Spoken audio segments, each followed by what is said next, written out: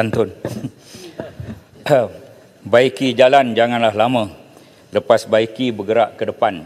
Untuk soalan nombor 5, dengarkan ini diberi jawapan.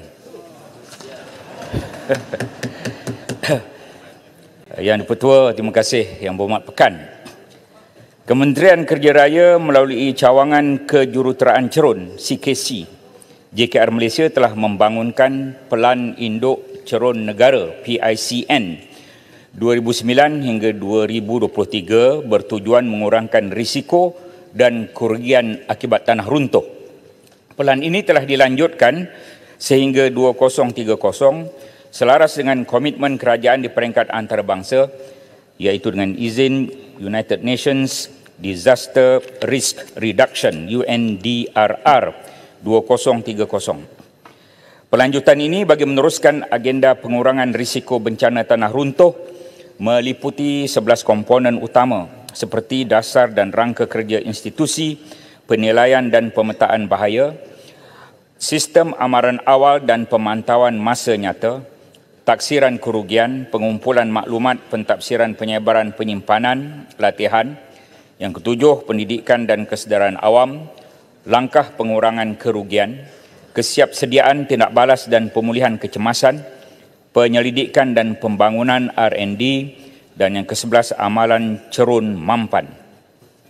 Antara hasil daripada PICN ini di bawah teras strategik penilaian dan pemetaan bahaya, satu garis panduan pemetaan bahaya dan risiko cerun telah disediakan sebagai asas lengkap pemetaan berdasarkan pemetaan secara linear yang dihasilkan oleh JKR dan secara kawasan yang dihasilkan oleh Jabatan Mineral dan Geoscience Malaysia. Garis panduan ini merupakan dokumen rujukan kepada semua agensi yang berkaitan dalam membuat kerja pemetaan dan menjalankan penilaian ke atas cerun-cerun untuk mengenal pasti tahap bahaya dan risiko cerun. Ianya telah dilancar pada 11 bulan 10 2024 oleh saya sendiri. Kementerian Kerja Raya telah melaksanakan pengumpulan data dan menghasilkan peta bahaya dan risiko cerun. Sebanyak 26,722 bilangan cerun telah diinventori dan dibukukan, yang mana 1,577 bilangan cerun mempunyai tahap risiko yang sangat tinggi dan 1,706 bilangan cerun lagi mempunyai tahap risiko yang tinggi.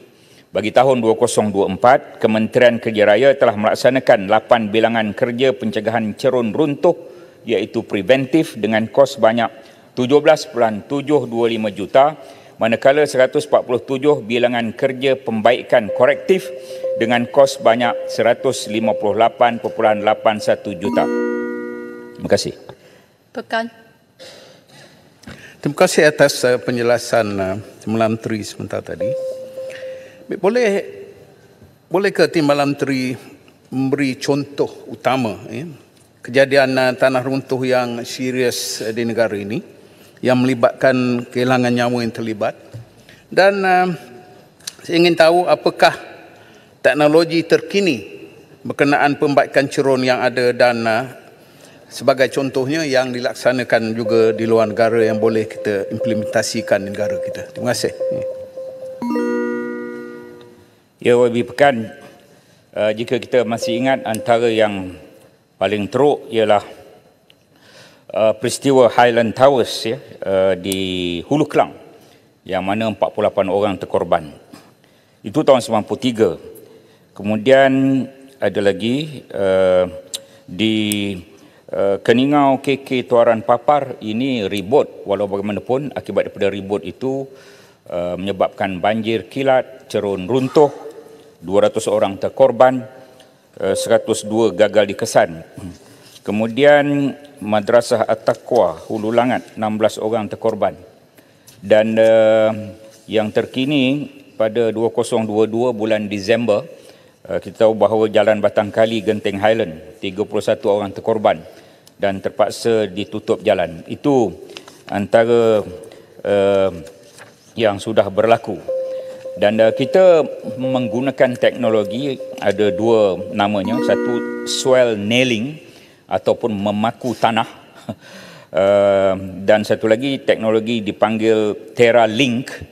Ini teknologi daripada negara India Jika swelling itu hanya 500 Newton per mm padu, tetapi kalau teknologi India itu 800 Newton per mm padu. Jadi sistem yang terbaik di luar negara kita gunakan selain pada kaedah konvensional, dan kita akan meneruskan dan mencari sistem-sistem yang terbaik di negara lain. Terima kasih. Hulu Selangor. Terima kasih Puan Yang Ketua. Cerun ni memang kita nafikan sejak akhir kebelakangan ini terlalu banyak kes-kes yang melibatkan runtuhan dan sebagainya, runtuhan tanah. Jadi saya ingin bertanya kepada Menteri, baru-baru ini telah dilancarkan garis panduan pemetaan dan penilaian bahaya cerun. Apakah langkah KKR untuk memantapkan fungsi cawangan kejuruteraan cerun, termasuk memastikan sumber tenaga yang mencukupi dengan kerjasama PBT, terutama dari segi pemeriksaan penyelenggaraan rutin cerun dengan mengambil kira kekangan peruntukan khususnya di PBT. Terima kasih. Di kawasan Yang Berhormat Hulu Selangor itu berlaku kejadian tanah runtuh laluan B66 Jalan Batangkali Genting Highland, dan 31 korban. Kita tutup jalan. Lepas itu baru-baru ini 1 hari bulan 7 tak silap saya, kita dah buka dan kita dah perbaiki cerun yang berkaitan dengan kos yang tidak sedikit, lebih kurang 40 juta ringgit untuk menyelesaikan. Kalau tidak, jalan itu tidak boleh dilalui untuk pergi ke Bentong, Genting Highland dan tempat-tempat lain di Pahang. Kita Jabatan Kerja Raya, kita ada apa yang kita panggil sebagai cawangan kejuruteraan cerun ini. Dan antara perkara yang kita buat, ada buku yang begitu tebal, seluruh puluhan ribu yang saya sebut tadi telah kita senaraikan satu persatu. Dan pada ketika yang sama kita juga bekerja sama dengan Jabatan Pengairan dan Saliran, bukan hanya kami, dan juga bekerjasama dengan Jabatan Mineral Geoscience Malaysia. Bererti kekuatan kita di CKC, Cawangan Kejuruteraan Cerun, campur JPS, campur Jabatan Mineral Science. Kenapa JPS terlibat? Sebagai contoh, kejadian aliran puing di kawasan Gunung Jerai. Ia juga melibatkan tanah runtuh, 6 terkorban, 1000 keluarga terjejas, kita tahu 2021. Ini memerlukan beberapa jabatan untuk menyelesaikan, bukan hanya JKR. Oleh itu JKR akan bersama dengan jabatan lain, termasuk PBT yang disebut oleh Yang Berhormat. Terima kasih.